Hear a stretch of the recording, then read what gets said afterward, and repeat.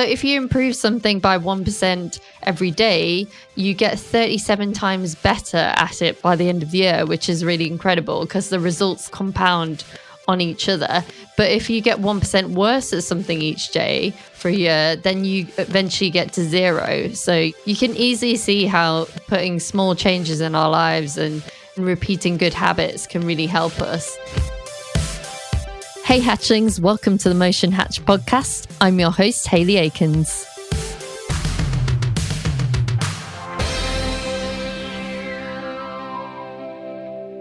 Hey everyone, so this week I'm going to do my second ever solo episode. So I'm really excited about that. So you've just got me this week. And the last solo episode I did was episode 20. Called 6 Tips to Avoid Burnout and Achieve Your Goals. And on this week's episode, I wanted to talk to you all about a book that I recently read. It just came out. It's called Atomic Habits by James Clear. And it's a New York Times bestseller. And really, it's just the best book I've read in a while, really. Well, I actually listened to it on Audible, but that's okay. You know, listening, reading, similar. Like still get the information in the same way. So yeah, I just wanted to tell you all about it because I thought it was excellent. And I thought it gave some really good tips that could help us in our freelance businesses and also with our careers, basically. And the main idea of James's book is by making tiny changes in our lives that we can get remarkable results. And I just think it's really, really powerful because we can make these small changes happen in our lives and they can lead us on to bigger and better things. So I really, really want to tell you all about it today. So I'm going to kind of give you a brief overview of the book and some of the things that he said, and then go into the 4 ways that he describes to make a good habit. Now, he does actually go on in the book to describe how to, get rid of bad habits as well. But I'm not going to go into that today because, it would just take too long. And I'd encourage you all to go and grab the book and read it or listen to it like I did. I thought it was just really incredible and so useful. And I've already started implementing some of these things and realizing that I'd actually already had implemented some of this stuff in my life already. Like some of it seems common sense, but I think that we need to be reminded of this stuff and like, oh yeah, we can make our lives easier. We can do these small things that can lead us on to, help us achieve our goals. So yeah, it's really exciting. So I'm going to get into it. So James starts by saying that many things that happen in our lives are because of the small things that compound into bigger changes in our lives. And James compares getting 1% better at something for 1 year or getting 1% worse for 1 year. So if you improve something by 1% every day, you get 37 times better at it by the end of the year, which is really incredible because the results compound on each other. But if you get 1% worse at something each day for a year, then you eventually get to zero. So, you can easily see how putting small changes in our lives and repeating good habits can really help us. And I think the problem is when we try and build a new good habit, the results don't come quickly. So it's easy to let those habits slide. So if we save a little bit of money now, we still aren't going to be a millionaire next year and things like that. And if we procrastinate on a project that we're doing, there's probably going to be time that we can do it tomorrow. But these little actions do matter because they kind of all add up, and little mishaps here and there really can impact your life. So James says that success is the product of our daily habits, which I think is true. If you think about if you're someone who goes to the gym 3 times a week, then you don't see those results straight away. You have to wait a while for those results to appear. And I think that's why people get disheartened about going to the gym. I have to admit, I'm not a huge gym fan. I like going to classes and things more. I think it's because once you're signed up to those classes, you have to go. Otherwise, you end up paying for it anyway. And I think that's definitely a big motivator for me. So that's a tip for anyone who doesn't really like going to the gym. And yeah, so back into Atomic Habits. Habits appear to make no difference in the first days, weeks, or months, but it takes a little bit of time, but then breakthroughs happen. James says in the book that people think that we should get better straight away and that we should see results straight away, but this is not how it works. When you break through, it can feel like overnight success, but everyone knows, and you will know if this has ever happened to you, that nothing is an overnight success, and there's a lot of work being put into that beforehand. We need to put systems in place to help us with these tiny habits, and systems are processes that lead us to our goals, basically, because it's important to make goals, but it's important to make reasonable goals and work back from that goal and figure out how we can get there. And I think making good habits can really help us with this. So James talks about 4 main laws of making a good habit. So I'm going to go through some of them just as an overview. The first law is make it obvious. The second is make it attractive. The third law is make it easy. And the fourth law is make it satisfying. And as I said at the beginning, to get rid of a bad habit is to do the inverse of these, basically. So, make it obvious would be the inverse of that. For a bad habit would make it not obvious, like hide it away. If you don't want to eat the sweets, put them in the cupboard, things like that. So the first law, make it obvious, he has quite a few different ways that you can make habits obvious or attractive or satisfying, but I'm just going to pick out the ones that I really liked and also the ones that I felt were most applicable to motion designers. So he says that you can use implementation intentions. And basically that means you have this formula that says, I will behavior at time in location. So you need to think about when, where, and how you're going to do this, because it's really easy to say, oh yeah, I'm going to have a new meditation habit, things like that, which is actually a habit that I've been trying to develop myself. But if you don't know when and where you're going to do that, it's really hard to actually implement it. So I've found it really difficult sometimes to do my meditation practice every day because I'm like, I haven't really got down exactly the time that I'm going to do that. So this is the one that I'm going to be implementing soon, implementing the implementation formula. That's a fun little thing for you there to get your head around. So if you are trying to create more work or something like that because you want to work on more fun projects that you like to do or get more clients doing your style of work, maybe a good thing to do would be to try and do daily posts on Instagram, which is incredibly difficult. We all know this. Like, some people do it and I'm like, how are they doing that? How are they making these daily posts?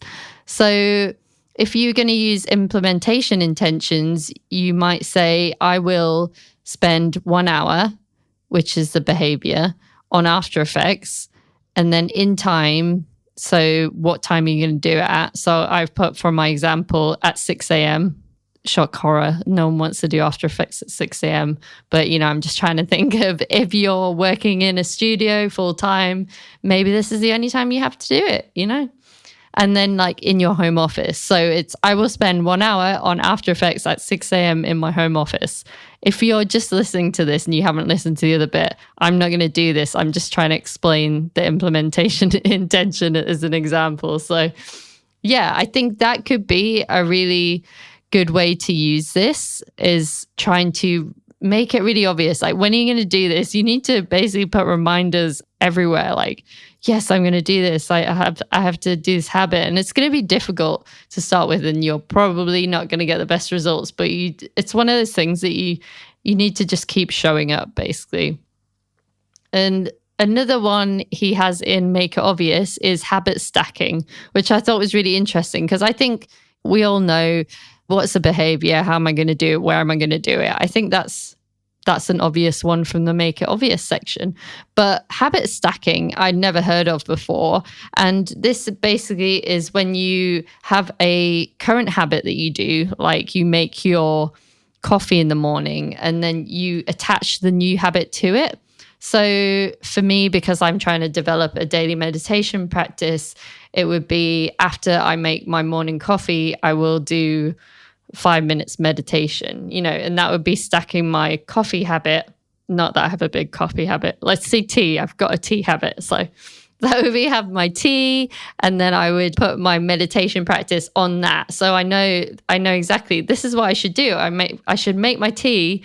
Or the other example that I wrote down is after I feed my cat, because my cat definitely makes me know when he needs to be fed in the morning. So I think that's quite a good one. I might do this. So after I feed my cat, I'm going to do 5 minutes of meditation.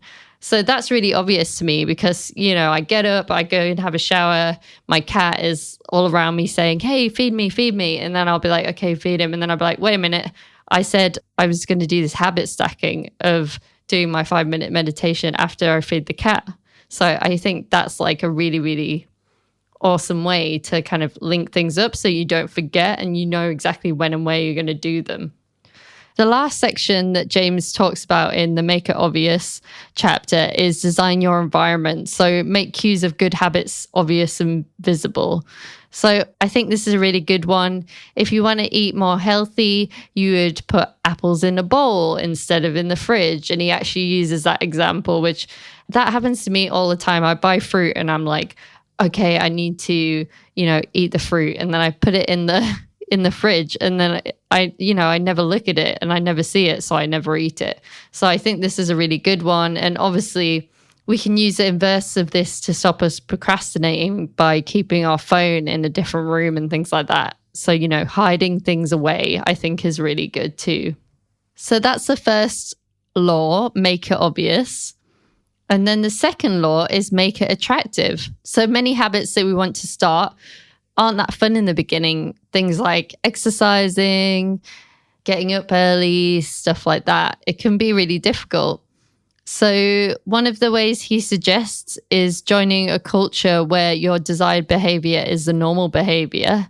So if you're surrounding yourself with people who are doing similar things and that's what the normal thing to do is, then you're more likely to do it. So for me, when I joined Location Indie, which is an online community for people who want to run location independent businesses and freelancers and things like that, the normal thing to do is be a podcaster, is, help other people with their businesses and things like that. So it made it so much easier for me to do podcasting and do Motion Hatch and things like that, because in Location Indie, that kind of thing was more expected. And I really like this idea. You hear about it a lot on podcasts. You're the average of the 5 people that you surround yourself with. And I think this is just the same kind of thing. Surround yourself with people who are doing the thing that you want to do. So if you want to be a freelance motion designer, surround yourself with freelance motion designers. Make it attractive to be getting up at 6 a.m. and doing your own personal projects and things like that. I think that's a really good thing to do. I don't think working all the time is really good, and you have to make sure these habits work for you. But I think developing these tiny habits can compound over time, like James says, and I think it can be really powerful. So there's some other ways that you can make your habits more attractive, but I thought that was really the one that stood out to me in the book. The third law is make it easy. So I think this is really important and something that we forget, and certainly I forget all the time, is to try and make our new habit easy. How is it going to be attractive? How is it going to be easy for you to do? So the first thing he goes into is reduce the friction. So decrease the number of steps between you and your good habits. So, make it easy for yourself. So one thing I did actually before I read this book, which then it made me realize what I was doing was reducing the friction, was on my phone. I put all the apps that I wanted to use, all the good apps. So things like a meditation app, an app that tells me to drink water. I have the Asana app on my phone. They're all on the home screen. And then the things that I don't want to look at as much, like Instagram and Twitter and Facebook, which are like productivity time sucks, just black holes basically. Things like Facebook and Instagram that I don't want to look at as much, I hid them basically. I took them off the home screen. I put them deep down. So I have to like scroll really hard to find them. So this is reducing the friction for the good habits and, increasing the friction for the bad ones. And I think that's a really good idea. And I was really like happy when I realized that's what I did with my phone. So I've been trying to do it more and more because it makes complete sense, right? And then the next one in Make It Easy is prepare your environment to make future actions easier. So a big one that comes to my mind is putting your gym clothes out. If you don't like going to the gym, you need to have these things in front of you. Just make it easy. You don't want to be like, oh, getting up, I'm really tired, 6 a.m. I don't want to go to the gym. Oh, where are my tracksuit bottoms or my jogging bottoms? If you can't find them, then you're not going to go, and it's going to just feel a bit all difficult that you've got to get up and find all this stuff. If it's just there in front of you when you wake up, you're just going to put them on and go. It's going to be so much easier. The other thing that he talks about in the book a lot is using a 2-minute rule, which I thought was fantastic. So basically, it's downscaling your habits until they can be done in 2 minutes or less, which not all habits can be done in 2 minutes or less. If you're going to do a daily Instagram post, I definitely don't think that you could scale this down to doing like some After Effects work in under 2 minutes. But what you could do is you could say, I'm going to get up at 6 a.m.